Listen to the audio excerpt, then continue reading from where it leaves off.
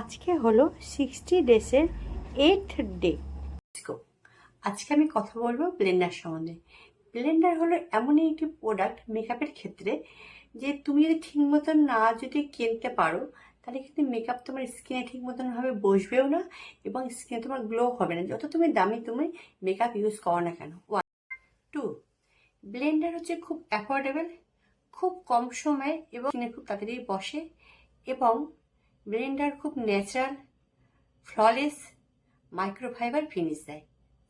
3, Blender ভার্সটাইল হওয়াতে ব্লেন্ডারে বিভিন্ন রকমের হয় কার্ভ, মাশরুম, সিলিকন এবং টাইনি।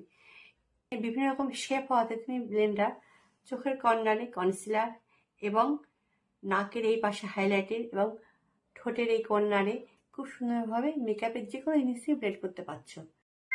4, দেখো এটা দেখাচ্ছি, এটা ড্যাম্প ব্লেন্ডার। দেখো এখনো দেখো জল পড়ছে, ঠিক আছে।